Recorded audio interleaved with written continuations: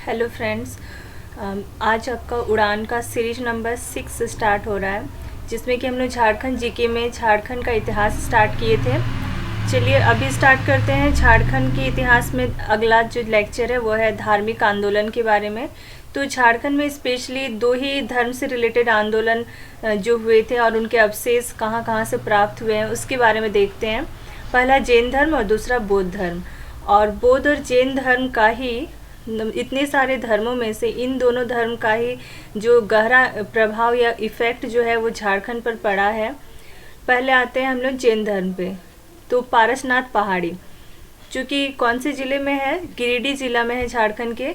और इसकी जो हाइट है वो 1365 मीटर ऊंची है और 4478 फीट में है। और यहाँ पे जो 23 नंबर का तीर्थंकर जिनका नाम पार्श्वनाथ, उनका निर्वाण हुआ था, उनका निधन हुआ था 717 ईसा पूर्व में, यही पारसनाथ की पहाड़ी में ही। और टोटल जो जैन धर्म में आपका तीर्थंकर थे वो 24 तीर्थंकर थे, जिसमें से 22 तीर्थंकर का निर्वाण जो है वो पारसनाथ की पहाड़ी में ही हुआ था। तो इसीलिए एक प्रमुख तीर्थ स्थल है जैन धर्म वालों के लिए। अगला है छोटा नागपुर का मानभूम, जो कि वर्तमान में धनबाद के नाम से जाना जाता है। और ये भी आपका जैन सभ्यता और संस्कृति का केंद्र था। यहाँ पे भी आपका बहुत सारा जो भी जैन धर्म के लोग बाहर से आते थे, तो इस तरह से एक केंद्र बिंदु था धनबाद या मानभूम। फिर अगला है दामोदर व कसाई नदी। दामोदर और कसाई नदियों की जो घाटी है वहाँ से भी जैन धर्म से रिलेटेड बहुत सारे अवशेष प्राप्त हुए हैं। अगला है हनुमान गांव। ये हनुमान गांव आपका पलामू में आता है और यहाँ पे भी जैनियों के कुछ पूजा स्थल प्राप्त हुए हैं, हनुमान गांव पलामू। नेक्स्ट है सिंहभूम। सिंहभूम में सिंहभूम के जो बेनू सागर नामक स्थान है वहाँ से 7वीं शताब्दी की जैन मूर्तियाँ मिली है। फिर सिंहभूम के जो स्टार्टिंग के निवासी थे वे जैन धर्म को मानते थे, और जो लोग, सारे लोग नहीं मानते थे लेकिन जो लोग भी जैन धर्म को मानते थे उन्हें सरक कहा जाता था उस टाइम। और उसके अलावा जो दूसरे धर्म के लोग रहते थे वो इन्हें सरक नहीं बोल के श्रावक करके चिढ़ाते थे। तो इस तरह से सरक जो है वो श्रावक का बिगड़ा हुआ रूप है। और जो हो जनजाति के लोग हैं उन्होंने इन्हें सिंहभूम से बाहर निकाल दिया था। ये अलग धर्म के लोग थे, तो हो जनजाति लोग क्या किए, एकजुट होकर, और उनकी संख्या ज़्यादा थी और जैन धर्मियों की कम संख्या थी, तो उन्हें सिंहभूम से बाहर निकाल दिए थे। फिर आते हैं हम लोग बौद्ध धर्म में। तो पहला है मूर्तियाँ गांव। मूर्तियाँ गांव भी हनुमान गांव की तरह ये भी पलामू में ही है, बट हनुमान गांव जो था वो जैन धर्म से रिलेटेड था और मूर्तियाँ गांव बौद्ध धर्म से रिलेटेड है। और यहाँ पे किस चीज़ का अवशेष मिला है, तो एक सिंह शीर्ष मिला है, जो कि सांची का स्तूप के द्वार पर जैसे सिंह का शीर्ष है उसी से मेल खाता हुआ एक सिंह शीर्ष यहाँ मूर्तियाँ गाँव में, जो कि पलामू में है, मिला है। अगला है करुआ गाँव। करुआ गांव में भी बुद्ध से रिलेटेड बौद्ध स्तूप की प्राप्ति हुई है यहाँ से। अगला है सूर्यकुंड। सूर्यकुंड जो कि हजारीबाग जिला में स्थित है, और बुद्ध की प्रस्तर मूर्ति मिली है, यानी बुद्ध की पत्थर की मूर्ति मिली है सूर्यकुंड से, जो कि हजारीबाग में है। फिर है बलवा दाग। बलवा दाग कहाँ पे है, तो खूंटी जिला में है, और वहाँ से क्या मिला है, बौद्ध विहार के अवशेष मिले हैं। फिर नेक्स्ट है कटुंगा गांव। कटुंगा गांव गुमला जिले में है, और यहाँ से बुद्ध की एक प्रतिमा मिली है। कटुंगा गांव से बुद्ध की एक प्रतिमा मिली है। फिर है पटमदा गांव जो कि जमशेदपुर में स्थित है, और बुद्ध की यहाँ से 2 प्रतिमा मिली है। पटमदा गांव से बुद्ध की 2 प्रतिमा मिली है। फिर है दियापुर दालमी जो कि धनबाद जिला में स्थित है, और बुद्ध स्मारक प्राप्त हुआ है दियापुर दालमी से। फिर घोलमारा। घोलमारा से प्रस्तर की एक खंडित बुद्ध मूर्ति मिली है, यानी पत्थर की एक बुद्ध की मूर्ति जो कि टूटी हुई है, खंडित बुद्ध मूर्ति मिली है। नेक्स्ट है ईचागढ़। ईचागढ़ कौन से जिला में है, सरायकेला खरसावां जिला में है, और वहाँ पे बुद्ध की देवी जो कि तारा की मूर्ति मिली है। बुद्ध की देवी है तारा, और तारा की मूर्ति एक मिली है ईचागढ़ से, जिसे कि रांची संग्रहालय में रखा गया है। अगला है बौद्धपुर, और यहाँ से बौद्ध स्मारक की प्राप्ति हुई है, जिनमें बौद्धपुर का बुद्धेश्वर मंदिर उल्लेखनीय है। इससे रिलेटेड क्वेश्चन पहला क्वेश्चन है, क्वेश्चन नंबर 1, झारखंड राज्य के बेनुसागर सिंहभूम नामक स्थान से प्राप्त हुआ है। तो सिंहभूम से क्या प्राप्त हुआ है? तो जैन मूर्तियां प्राप्त हुई है, सातवीं सदी की जैन मूर्तियां प्राप्त हुई है। दूसरा है क्वेश्चन नंबर 2, सूर्यकुंड अवस्थित है। तो सूर्यकुंड कहाँ पे अवस्थित है? आपका हजारीबाग में स्थित है। क्वेश्चन नंबर 3, झारखंड के निम्न में से किस स्थान का संबंध जैन धर्म से है? तो इनमें से हनुमान गांव और मूर्तियां गांव, ये दोनों ही पलामू में स्थित है, लेकिन हनुमान गांव जो जैन धर्म से रिलेटेड है और मूर्तियां गांव जो है वो बौद्ध धर्म से रिलेटेड है। ईचागढ़ भी वहाँ से भी बौद्ध धर्म से रिलेटेड है, करवा गांव भी बौद्ध धर्म से रिलेटेड है। इस तरह से आंसर हो गया ऑप्शन नंबर ए, हनुमान गांव। क्वेश्चन नंबर 4, सड़क क्या है? तो सड़क क्या है? जो सिंहभूम एरिया है, सिंहभूम में जो स्टार्टिंग के लोग रहते थे, जो जैन धर्म को मानते थे, उन्हें सड़क कहा जाता था। तो इसलिए option number B. Question number 5, Parasnath की पहाड़ी स्थित है। पारसनाथ की पहाड़ी कहाँ पे स्थित है? गिरिडीह में स्थित है। और कितना इसकी ऊंचाई कितनी है? तो 1365 मीटर या 4478 फीट। पारसनाथ की पहाड़ी किस धर्म का प्रमुख तीर्थ स्थल है? क्वेश्चन नंबर 6, ये है जैन धर्म का प्रमुख तीर्थ स्थल है। क्वेश्चन नंबर 7, झारखंड के किस स्थान को जैन धर्म का मक्का कहा जाता है? तो पारसनाथ की पहाड़ी को ही जैन धर्म का मक्का कहा जाता है। क्वेश्चन नंबर 8, जैन धर्म का पवित्र स्थल पारसनाथ झारखंड राज्य के किस जिले में स्थित है? तो पारसनाथ जो है वो गिरिडीह जिला में स्थित है। क्वेश्चन नंबर 9, जैन धर्म के 24 तीर्थंकरों में से कितने तीर्थंकरों ने पारसनाथ की पहाड़ी पर निर्वाण प्राप्त किया, यानी कि पारसनाथ की पहाड़ी पर ही वे उनका निधन हुआ है? तो 24 में से 22 तीर्थंकर का निधन यही पारसनाथ की पहाड़ी में हुआ है। क्वेश्चन नंबर 10, पारसनाथ की पहाड़ी पर निर्वाण प्राप्त करने वाले अंतिम जैन तीर्थंकर का नाम क्या है? तो 23वां नंबर का जो तीर्थंकर था पार्श्वनाथ, उनका निधन, उनका निर्माण जो है वो यहीं से हुआ है, पारसनाथ की पहाड़ी से। क्वेश्चन नंबर 11, जैन धर्म के 23वें तीर्थंकर पार्श्वनाथ का निर्माण झारखंड के पारसनाथ पहाड़ी पर हुआ। इनका निर्माण कब हुआ? तो 717 ईसा पूर्व में। Option number C. Question number 12, Chatra जिले के कोल्हुआ पहाड़ के संबंध में निम्न में से कौन सा कथन सत्य है? तो चतरा जिला में एक पहाड़ है कोल्हुआ पहाड़, इसके बारे में कौन सा कथन सही है? पहला कथन है कि इस पहाड़ पर जैन और बौद्ध धर्म की अनेकों मूर्तियों के अवशेष अभी भी विद्यमान है। ये सही है, अभी भी कोल्हुआ पहाड़ पर जैन धर्म और बौद्ध धर्म दोनों ही धर्मों की अनेक मूर्तियों का अवशेष जो है वो अभी भी है। दूसरा ऑप्शन है कि यहाँ पर 9 सर्प छत्रों युक्त जैन तीर्थंकरों की प्रतिमा है, तो ये भी सही है। तीसरा है, इस पहाड़ के पत्थर पर एक पद चिन्ह है, पैर का चिन्ह है, जिसे जैन धर्म के जो अनुयायी थे पार्श्वनाथ उनका पद चिन्ह मानते हैं। ये भी सही है, तो ऑप्शन सारे सही है। ऑप्शन नंबर डी, उपरोक्त सभी कथन सत्य हैं। क्वेश्चन नंबर 13, पलामू जिले के किस स्थान से जैन धर्म के कुछ पूजा स्थल प्राप्त हुए हैं? तो पलामू जिले के हनुमान गांव से जैन धर्म के कुछ पूजा स्थल प्राप्त हुए हैं। क्वेश्चन नंबर 14, जैन धर्म के संबंध में निम्न में से कौन सा कथन असत्य है? पहला है कि जैन धर्म के सभी तीर्थंकरों को पारसनाथ की पहाड़ी पर निर्वाण की प्राप्ति हुई है। नहीं, 24 में से 24 को पारसनाथ की पहाड़ी पर निर्वाण की प्राप्ति नहीं हुई है, 22 की हुई है, मतलब ये कथन गलत है। फिर अगला क्या है, दामोदर एवं कसाई नदी घाटी क्षेत्र से जैन धर्म से संबंधित अवशेष प्राप्त हुए हैं। हाँ, ये सही है। फिर अगला, छोटा नागपुर का मानभूम क्षेत्र जैन सभ्यता और संस्कृति का एक प्रमुख केंद्र था।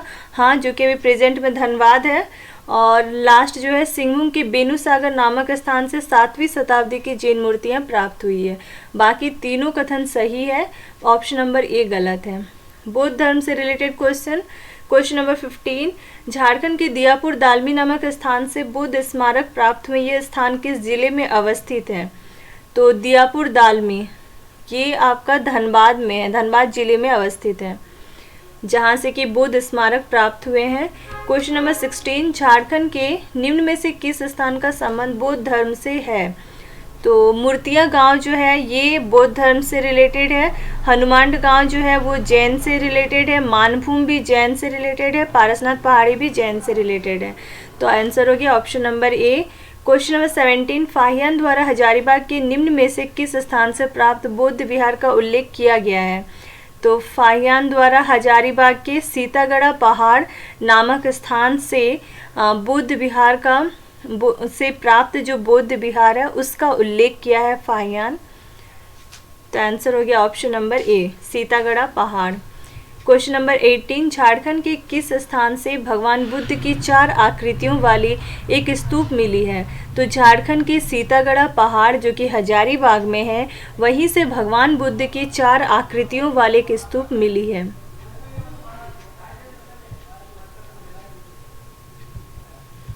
क्वेश्चन नंबर 19, हजारीबाग के किस स्थान से बुद्ध की प्रस्तर मूर्ति मिली है, यानी बुद्ध की पत्थर की मूर्ति मिली है? तो ये आपका हजारीबाग के सूर्य कुंड से बुद्ध की स्टोन की पत्थर की प्रस्तर मूर्ति मिली है।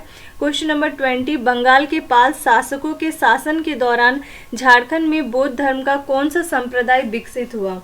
तो बंगाल के जब पाल शासकों का शासन चल रहा था झारखंड में, तो उस समय झारखंड में बौद्ध धर्म का इतने सारे संप्रदायों में से जो वज्रयान, महायान, हीनयान, ये सब बौद्ध धर्म के संप्रदाय है।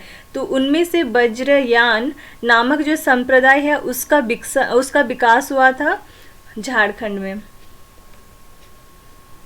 क्वेश्चन नंबर 21, निम्न में से किस स्थान से भगवान बुद्ध की एक खंडित प्रतिमा प्राप्त हुई है?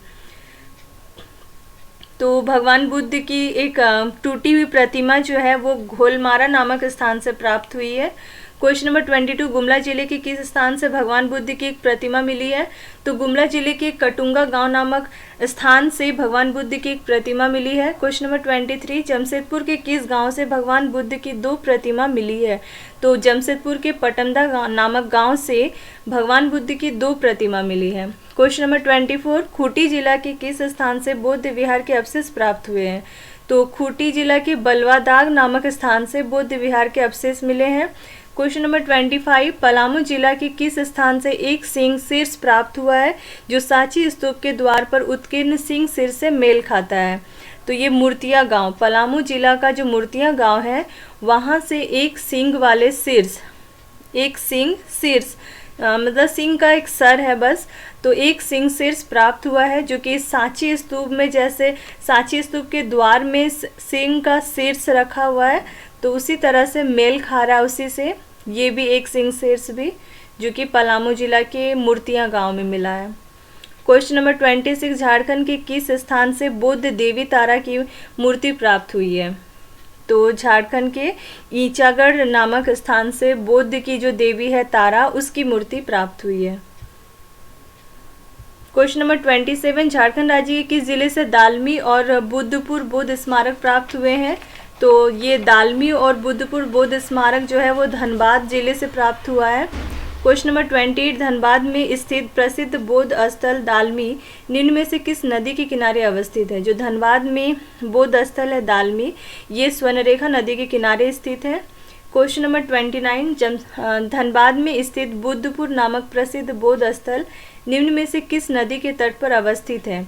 तो धनबाद में स्थित है बुद्धपुर नामक प्रसिद्ध बौद्ध स्थल जो कसाई नदी के तट पर अवस्थित है। क्वेश्चन नंबर 30, झारखंड के धनबाद में अवस्थित बुद्धपुर नामक बौद्ध स्थान निम्न में से कौन सा मंदिर निर्मित है? तो बुद्धपुर नामक बौद्ध स्थान में बुद्धेश्वर मंदिर स्थित है जो कि धनबाद जिले में आता है।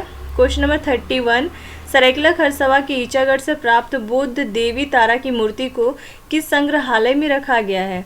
तो इसे रांची संग्रहालय में रखा गया है। क्वेश्चन नंबर 32, निम्न में से किस शासक के प्रवेश के उपरांत झारखंड में बौद्ध धर्म का ह्रास प्रारंभ हो गया? तो कुमार गुप्त नामक जो शासक थे उनका झारखंड में प्रवेश करने के बाद ही बौद्ध धर्म का ह्रास जो है वो प्रारंभ हो गया। अगला चैप्टर है प्राचीन काल में झारखंड। तो प्राचीन काल को 4 कालों में बांटा गया है। एक तो मौर्य काल, फिर मौर्य के बाद का मौर्योत्तर काल, फिर गुप्त काल, गुप्त के बाद का काल गुप्तोत्तर काल। तो मौर्य काल पे आते हैं। मौर्य काल जो है मगध से दक्षिण भारत की ओर जाने वाला व्यापारिक मार्ग झारखंड से होकर जाता था। तो मौर्य काल में मगध यानी कि बिहार का एरिया, बिहार से जो साउथ वाला एरिया है इंडिया का, तो दक्षिण भारत, तो बिहार से आपका दक्षिण भारत की ओर जाने के लिए जाने वाला जो व्यापारिक मार्ग है, यानी एक ये लोग क्या करते थे, मगध से या तो जाते थे साउथ की ओर बिजनेस करने के लिए, व्यापार करने के लिए, तो एक मार्ग बना के रखे थे कि इसी रास्ते से जाएंगे। तो वो रास्ता जो है, वो व्यापारिक मार्ग जो है वो झारखंड से होकर ही जाता था। इसीलिए मौर्यकालीन जो है वो झारखंड का अपना राजनीतिक, आर्थिक और सामाजिक महत्व था। उस काल में भी, मौर्यकालीन में भी झारखंड का खुद का एक महत्व था। किस किस मामले में? राजनीतिक मामले में, आर्थिक मामले में और सामाजिक के मामले में एक महत्व था। अगला है आपका कौटिल्य का अर्थशास्त्र, जो कि एक पुस्तक है। इसमें उन झारखंड के बारे में क्या लिखा था? झारखंड को झारखंड न बोलकर कुकुट या कुकुट देश के नाम से इंगित किया गया था। और इसमें इन्होंने कहा था, कौटिल्य ने कहा था कि कुकुट देश या झारखंड जो है, इसमें यहाँ पे किस तरह की शासन प्रणाली थी उस टाइम पे, मौर्य काल के टाइम पे। तो उस टाइम पे गणतंत्रात्मक शासन प्रणाली चल रही थी। फिर इन्होंने ये भी कहा कि इंद्र नामक जो नदी है, नदियों की चर्चा करते हुए कौटिल्य ने लिखा कि इंद्र नामक की नदियों से हीरे प्राप्त किए जाते थे मौर्य काल में। और इंद्र नामक यानी कि कौन कौन सी नदियाँ? ईव नदी और शंख नदियों का इलाका। ईव और शंख नदियों का जो आसपास का इलाका था, तो उन नदियों से हीरे प्राप्त किए जाते थे। फिर अगला है अशोक। अशोक का शिलालेख, 13वें नंबर का जो शिलालेख था, उसमें उन्होंने समीपवर्ती राज्यों की सूची मिलती है। और समीपवर्ती राज्यों की सूची में उसमें से एक आठवीं प्रदेश भी, उसका भी जिक्र किया था शिलालेख में, आठवीं प्रदेश। और झारखंड क्षेत्र को इसी आठवीं प्रदेश में शामिल था उस टाइम। तो अशोक का झारखंड की जनजातियों पर अप्रत्यक्ष नियंत्रण भी था, दूसरा पॉइंट है। तो डायरेक्ट ये शासन नहीं करते थे, अशोक जो है वो झारखंड की जनजातियों पर डायरेक्ट शासन नहीं करते थे, डायरेक्ट नियंत्रण नहीं करते थे। यहाँ के किसी लोगों को वो बीच में मीडिएटर बनाते थे और उसके बाद इन पर शासन करते थे। इसीलिए लिखा हुआ कि अशोक का झारखंड की जनजातियों पर अप्रत्यक्ष नियंत्रण था। अशोक द्वारा जनजातियों के बीच एक धर्म का प्रचार भी किया गया था, वो था बौद्ध धर्म का प्रचार। और बौद्ध धर्म के प्रचार के लिए जिसे भेजा था उसे आठवीं कहा जाता है। तो इस तरह से अशोक जो है वो आठवीं भेजा था जनजातियों के बीच में। फिर अगला पॉइंट है अशोक के पृथक कलिंग शिलालेख द्वितीय में वर्णित है। ये शिलालेख का नंबर है कलिंग शिलालेख द्वितीय। इसमें अशोक ने क्या लिखा कि झारखंड क्षेत्र की जो जनजातियां हैं, जनजातियों को मेरे धम्म का आचरण करना चाहिए, ये चीज़ उसमें लिखा हुआ है। झारखंड में अशोककालीन कला का विवरण प्राप्त नहीं हुआ है। अगला है मौर्य काल के बाद का काल, मौर्योत्तर काल। इस काल में विदेशी आक्रमणकारियों ने, बाहर से लोग आए इंडिया में, भारत में आए, आक्रमण किए और जहाँ पे भी आक्रमण किए उस जगह को अपना कब्जा में ले लिए। फिर इस तरह से आक्रमणकारियों ने, विदेशी आक्रमणकारियों ने भारत में अपने अपने राज्य स्थापित किए मौर्योत्तर काल में। इसके अलावा भारत का विदेशों से व्यापारिक संबंध भी स्थापित हुआ, बाहर से लोग आके यहाँ पे कब्जा भी किए और भारत का दूसरे देशों के साथ एक बिजनेस से रिलेटेड एक रिलेशन भी बन गया, विदेशों से व्यापारिक संबंध भी स्थापित हुआ, जिसके प्रभाव झारखंड में भी दिखाई देते हैं। और इसका हमें पता कैसे चला? तो कुछ अवशेष मिला है, जैसे कि सिंहभूम जिला, सिंहभूम जिला में चले गए तो सिंहभूम से हमें रोमन साम्राज्य के सिक्के प्राप्त हुए, यानी कि सिंहभूम के लोग जो है वो रोमन साम्राज्य के साथ कुछ व्यापार किए होंगे और बदले में रोमन साम्राज्य के जो राजा हैं, शासक हैं, वो इन्हें सिक्के दिए हैं, अपने जो भी सिक्के उनके चलते वो सिक्के दिए हैं। तो रोमन साम्राज्य के सिक्के जो है वो यहाँ पे थे, इसके अवशेष मिले हैं। इससे पता चल रहा है कि झारखंड के वैदेशिक संबंधों की पुष्टि हो रही है इससे। दूसरा है चाईबासा वाला एरिया, चाईबासा से हमें इंडो सीथियन सिक्के प्राप्त हुए हैं। रांची चले जाओ तो रांची से कुषाणकालीन सिक्के प्राप्त हुए हैं और जो कि कनिष्क के प्रभाव में था। ये क्षेत्र रांची वाला एरिया जो था वो कनिष्क के प्रभाव में था। तो इस तरह से कुषाणकालीन सिक्के मिले हैं। फिर आते हैं हम गुप्त काल में। गुप्त काल में अभूतपूर्व सांस्कृतिक विकास हुआ। संस्कृति से रिलेटेड बहुत ज़्यादा विकास हुआ है गुप्त काल में। और भारतीय इतिहास का स्वर्ण युग किस काल को कहा जाता है? तो गुप्त काल को ही कहा जाता है। तो गुप्त काल को भारतीय इतिहास का स्वर्ण युग कहा जाता है। इसमें आता है समुद्रगुप्त नामक शासक आए, जिसे कि भारत का नेपोलियन भी कहा जाता है। और गुप्त वंश का सबसे ज़्यादा महत्वपूर्ण शासक भी समुद्रगुप्त ही था, और इसे भारत का नेपोलियन भी कहा जाता है। इनके जो भी जहाँ जहाँ ये जीते थे उसका वर्णन प्रयाग प्रशस्ति या इलाहाबाद प्रशस्ति में मिलता है। ये कुछ पुस्तक होंगे जहाँ पे समुद्रगुप्त जो विजयी हुए थे, जहाँ जहाँ जीते थे, जिस जिस जगहों में लड़ाई करके, वो सारा चीज़ डिटेल इसमें दिया हुआ है प्रयाग प्रशस्ति में। और ये प्रयाग प्रशस्ति जो है वो लिखे कौन थे? हरिसेन नामक लेखक लिखे थे। और इस विजयों में से जितनी जगह जीते थे उनमें से एक विजय था, आठवीं विजय भी था, यानी कि झारखंड वाला एरिया को भी ये जीते थे। झारखंड प्रदेश जो है इसी आठवीं प्रदेश का हिस्सा था। तो आठवीं प्रदेश को जीते मतलब झारखंड को भी जीते थे। इससे स्पष्ट होता है कि समुद्रगुप्त के शासन काल में झारखंड क्षेत्र भी क्या था? समुद्रगुप्त के अधीन था। और समुद्रगुप्त के शासन काल में झारखंड को छोटा नागपुर या झारखंड तो नहीं बोला जाता था, उस टाइम पे मुरुंड देश कहा जाता था। यहाँ पे झारखंड को मुरुंड देश के नाम से जो भी करना रहता था, जो भी कार्य थे, वो सब कुछ होता था मुरुंड देश के नाम से। अगला शासक आया चंद्रगुप्त द्वितीय, या जिसका दूसरा नाम है विक्रमादित्य, और इसका भी प्रभाव झारखंड प्रदेश में था। इसके काल में चंद्रगुप्त द्वितीय या विक्रम आदित्य के काल में चीनी यात्री फाहियान जो है वो 405 ईस्वी में भारत आया था। और फाहियान ने झारखंड क्षेत्र को कौन सा नाम दिया? कुक्कुट लाड कह के बोला। कुछ गुप्त कालीन पुरातात्विक अवशेषों को देखते हैं तो 3 ही स्थान हैं जहां से गुप्त काल के कुछ अवशेष मिले हैं। पहला है मदुही पहाड़ जो हजारीबाग में है। हजारीबाग में 2 एरिया, एक है मदुही पहाड़ और दूसरा है सतगावा पहाड़ या सतगावा। हजारीबाग की मदुही पहाड़ से पत्थरों को काटकर बनाए गए मंदिर का अवशेष मिला है, जबकि हजारीबाग के सतगावा नामक स्थान से मंदिर के अवशेष मिले हैं। फिर रांची चले जाओ तो रांची के पिठोरिया नामक स्थान से पहाड़ी पर स्थित कुआं का अवशेष मिला है। फिर अगला है गुप्त काल के बाद का गुप्तोत्तर काल, जिसमें कि शशांक नाम के एक शासक आए जो कि बहुत ही प्रतापी शासक थे, जो गौड़ शासक थे शशांक, और एक प्रतापी शासक भी था। इनका जो साम्राज्य था, जहाँ जहाँ ये शासन कर रहे थे, उसका विस्तार झारखंड, उड़ीसा और बंगाल तक था। और ये अपने जो भी विस्तृत साम्राज्य है उसको अच्छी तरीके से चलाने के लिए एक राजधानी न बना के 2 राजधानी बनाए थे, जिसमें पहला नाम था संथाल परगना का एक जगह है बड़ा बाजार, उसको ये राजधानी बनाए थे, और दूसरा था दुलमी को ये राजधानी बनाए थे। इस तरह से ये ऐसे शासक थे जिनके 2 राजधानियाँ थी। इनके विस्तृत साम्राज्य का 2 राजधानी था। प्राचीन काल के शासकों में ये पहला ऐसा शासक था जिसकी राजधानी जो थी वो झारखंड एरिया का भी कोई एरिया है। जैसे ये संथाल परगना वाला एरिया, ये क्या है? झारखंड क्षेत्र में है ये राजधानी। तो ये इस तरह का ये पहला शासक था। शशांक जो था वो शिव धर्म का अनुयायी था, यानी शिव जी को मानता था।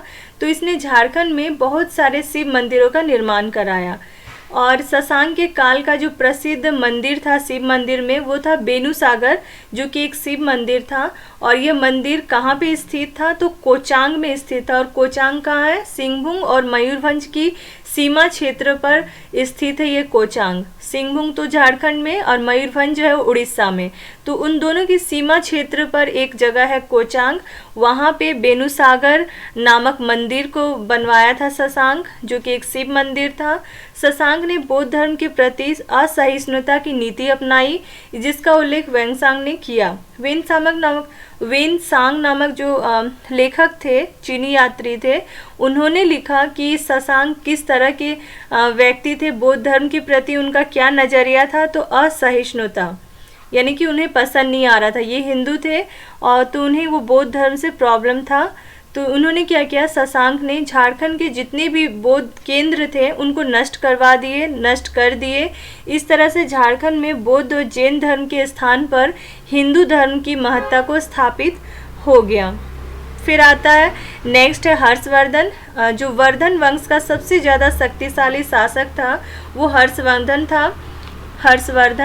और इसका साम्राज्य कहाँ पे था, तो कांजांगल नामक जो कि राजमहल जो अभी बोलते हैं हम लोग, उसका कुछ भाग शामिल था इसके साम्राज्य में।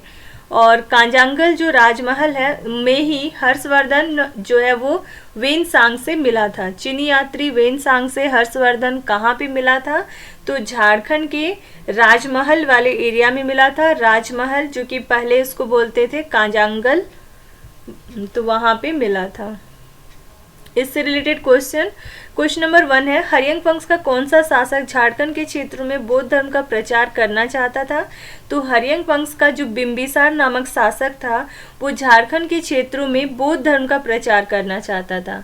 क्वेश्चन नंबर 2, नंद वंश के संबंध में निम्न में से कौन सा कथन सत्य है, तो नंद वंश के समय झारखंड मगध साम्राज्य का हिस्सा था, ये सही है। नंद वंश की सेना में झारखंड से हाथी की आपूर्ति की जाती थी, ये भी सही है। नंद वंश की सेना में जनजातीय लोग भी शामिल थे, ये भी सही है। तो सभी सही है, option number D. Question number 3, प्राचीन काल का वह प्रथम शासक जिसकी राजधानी झारखंड क्षेत्र में अवस्थित थी, तो प्राचीन काल का वह उस तरह से पहला शासक जो है वो गौड़ शासक शशांक था जिसकी राजधानी झारखंड क्षेत्र में अवस्थित थी। फिर क्वेश्चन नंबर 4, शशांक कालीन वेणुसागर मंदिर किस देवता से संबंधित है, तो ये शिव जी से संबंधित है वेणुसागर मंदिर, option number D. Question number 5, प्राचीन काल में संथाल परगना को निम्न में से किस नाम से संबोधित किया गया है, तो प्राचीन काल में संथाल परगना को नरीखंड के नाम से जाना गया है और कांगजोल, नरीखंड और कांगजोल दो नाम से संथाल परगना को पहले संबोधित किया गया है। क्वेश्चन नंबर 6, झारखंड की किस नदी के उद्गम स्थल तक मगध राज्य की सीमा का विस्तार माना जाता है, तो झारखंड की जो दामोदर नदी है उसका उद्गम स्थल जो है जहाँ से दामोदर निकल रही है वहाँ तक मगध राज्य की सीमा का विस्तार माना जाता है। क्वेश्चन नंबर 7, झारखंड में खुदाई के दौरान इंडो सिथिरियन सिक्के कहाँ से प्राप्त हुए हैं, तो इंडो सिथिरियन सिक्के ये चाईबासा से मिले हैं। क्वेश्चन नंबर 8, रोमन सम्राट के सिक्के किस स्थान से प्राप्त हुए हैं, तो रोमन सम्राट के सिक्के सिंहभूम स्थान से प्राप्त हुए हैं। क्वेश्चन नंबर 9, झारखंड के किस स्थान से कुषाण कालीन सिक्के प्राप्त हुए हैं, तो कुषाण कालीन सिक्के जो है वो रांची से प्राप्त हुए हैं। क्वेश्चन नंबर 10, अशोक द्वारा जनजातियों के बीच बौद्ध के प्रचार के लिए जिसे भेजा जाता था उसे क्या कहते हैं, उसे आठवीं कहते हैं, तो ऑप्शन नंबर बी हो गया। क्वेश्चन नंबर 11, समुद्रगुप्त के शासनकाल में झारखंड का उल्लेख किस नाम से किया गया है, तो समुद्रगुप्त ऑप्शन में से यहाँ पे कोई भी ऑप्शन सही नहीं है। ऑप्शन यदि मुरुंड रहता तो सही होता, तो आंसर क्या हो जाएगा इसमें, मुरंड देश नहीं होके मुरुंड देश होगा, ओनली मुरुंड बोलते थे। समुद्रगुप्त के शासनकाल में झारखंड को झारखंड ना बोल के मुरुंड बोलते थे। क्वेश्चन नंबर 12, झारखंड के निम्न में से किस स्थान पर गुप्तकालीन पुरातात्विक अवशेष प्राप्त नहीं हुए हैं, तो सतगावा से तो हुए हैं, पिठोरिया जो रांची का पिठोरिया वहाँ से भी हुआ है, सतगावा और मधुही पहाड़ ये हजारीबाग का एरिया है, यहाँ से भी मिला है पुरातात्विक अवशेष गुप्तकालीन, लेकिन वेणुसागर जो कि सिंहभूम में है वहाँ से गुप्तकालीन पुरातात्विक अवशेष प्राप्त नहीं हुए हैं। क्वेश्चन नंबर 13, शशांक के शासन के दौरान झारखंड के सिंहभूम के वेणुसागर में किस भगवान का मंदिर निर्मित कराया गया, तो ये शिव जी का मंदिर निर्मित किया था। शशांक के शासन के दौरान झारखंड का जो सिंहभूम एरिया है, सिंहभूम का जो वेणुसागर वाला जगह है वहाँ पे शिव मंदिर, भगवान शिव का मंदिर निर्मित कराया गया। क्वेश्चन नंबर 14, निम्न में से किस शासक ने झारखंड के सभी बौद्ध केंद्रों को नष्ट कर दिया और हिंदू धर्म महत्ता स्थापित करने का प्रयास किया, तो ये तो शशांक ही था, option number C. Question number 15, Jharkhand के किस क्षेत्र में हर्षवर्धन की मुलाकात वेनसांग से हुई, तो हर्षवर्धन की मुलाकात जो है वो वेनसांग से राजमहल वाले एरिया में हुआ है। क्वेश्चन नंबर 16, पूर्व मध्यकाल में निर्मित टांगीनाथ का मंदिर झारखंड के किस जिले में अवस्थित है? तो पूर्व मध्यकाल में टांगीनाथ का मंदिर गुमला जिले में अवस्थित है। क्वेश्चन नंबर 17, निम्न कथनों पर विचार करें। तो कौन सा कथन सही है? मौर्य काल में मगध से दक्षिण की ओर जाने वाला व्यापारिक मार्ग झारखंड से होकर गुजरता था, सही है। मौर्य काल में झारखंड का अपना राजनीतिक, आर्थिक और सामाजिक महत्व था, ये भी सही है। कौटिल्य के अनुसार तत्कालीन कुकुट देश झारखंड में गणतंत्रात्मक शासन व्यवस्था प्रचलित थी, ये भी सही है। तो तीनों कथन सही है, option number D. Question number 18, Chandragupta Maurya के शासन काल में सेना के प्रयोग हेतु इनमें से कौन सी चीज़ झारखंड से मंगाई जाती थी? तो चंद्रगुप्त मौर्य के शासन काल में यदि किसी के साथ लड़ाई हुआ चंद्रगुप्त मौर्य का, तो सेना के प्रयोग के लिए चंद्रगुप्त मौर्य जो थे वो झारखंड से हाथी मंगवाते थे, option number C. Question number 19, Kautilya ने झारखंड के इंद्रावक नदियों से किस चीज़ के प्राप्त होने का उल्लेख किया है? तो हीरा के इंद्रावक नदियों में हीरा होने का उल्लेख किया है कौटिल्य ने। क्वेश्चन नंबर 20, झारखंड प्रदेश में अशोक द्वारा बौद्ध धर्म के प्रचार हेतु किस अधिकारी को भेजा गया था? तो अशोक द्वारा जो बौद्ध धर्म के प्रचार के लिए एक अधिकारी को भेजा गया था, उस अधिकारी का नाम रक्षित था। क्वेश्चन नंबर 21, किस मौर्य सम्राट के कलिंग अभिलेख में झारखंड के संबंध में वर्णित है कि इस क्षेत्र के जनजातियों को मेरे धर्म का आचरण करना चाहिए? तो मौर्य सम्राट अशोक के कलिंग अभिलेख में झारखंड से रिलेटेड ये वर्णित है कि इस क्षेत्र के जनजातियों को मेरे धर्म का आचरण करना चाहिए। क्वेश्चन नंबर 22, हजारीबाग के किस स्थान से गुप्तकालीन पत्थरों को काटकर बनाए गए मंदिर प्राप्त हुए हैं? तो हजारीबाग के मधुही पहाड़ से गुप्तकालीन पत्थरों को काटकर मंदिर बनाए गए हैं, उसका अवशेष प्राप्त हुआ है। क्वेश्चन नंबर 23, निम्न में से किस गुप्त शासक ने पुंडवर्धन को अपने साम्राज्य में मिला लिया, जिसमें झारखंड का विस्तृत क्षेत्र शामिल था? तो समुद्रगुप्त नामक गुप्त शासक ने पुंडवर्धन को अपने साम्राज्य में मिला लिया, जिसमें झारखंड का जो फैला हुआ क्षेत्र जो वो शामिल था। क्वेश्चन नंबर 24, झारखंड में मुंडा पाहन और महतो तथा महतो व भंडारी प्रथा किस काल की देन माना जाता है? तो झारखंड में मुंडा पाहन तथा महतो व भंडारी प्रथा गुप्त काल की ही देन माना जाता है।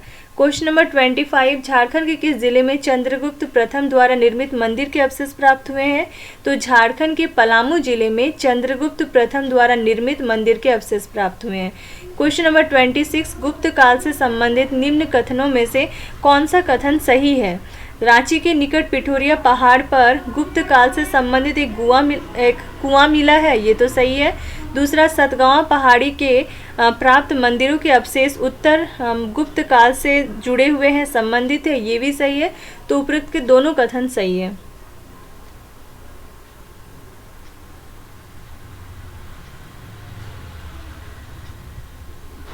क्वेश्चन नंबर 27, कौन सा कथन गलत है? कन्नौज के राजा यशोवर्मन के विजय अभियान के दौरान मगध के राजा जीवगुप्त द्वितीय को झारखंड में शरण लेनी पड़ी, ये भी सही है। वेनसांग ने अपनी यात्रा वृत्तांत में राजमहल या कांजांगल क्षेत्र की चर्चा की, ये भी सही है। गुप्त काल में इस क्षेत्र में आए चीनी यात्री फाहियान ने झारखंड को कुक्कुट लाड नाम से संबोधित किया, ये भी सही है। तो सारे कथन सही है, option number D. Question number 28, Ghaghra Gumla में स्थित हापामुनि गांव का महामाया मंदिर, गांव का नाम हापामुनि, वहाँ पे मंदिर है महामाया, ये किस काल से जुड़ा हुआ है? तो ये पूर्व मध्यकाल से जुड़ा हुआ है। क्वेश्चन नंबर 29, झारखंड के किस स्थान से पाल शासक महेंद्र पाल के शिलालेख प्राप्त हुए हैं? तो ये आपका इटखोरी नामक स्थान से पाल शासक महेंद्र पाल के शिलालेख प्राप्त हुए हैं, और ये इटखोरी कहाँ पे है? चतरा में, चतरा जिला में आता है इटखोरी। क्वेश्चन नंबर 30, गुमला का प्रसिद्ध टांगीनाथ मंदिर का निर्माण किस काल में हुआ था?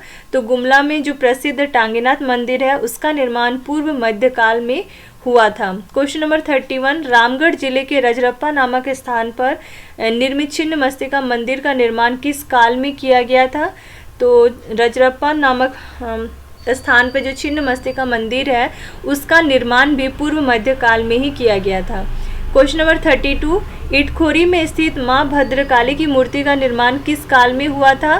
तो चतरा में जो इटखोरी नामक स्थान है वहाँ पे है माँ भद्रकाली की मूर्ति, और उसका निर्माण जो है वो पाल काल में हुआ था। क्वेश्चन नंबर 33, उड़ीसा के किस राजा ने 12वीं सदी में सर्वप्रथम स्वयं को झारखंड का राजा घोषित किया था? तो उड़ीसा के नरसिंह देव द्वितीय ने 12वीं सदी में सबसे पहले खुद को झारखंड का राजा घोषित किए थे।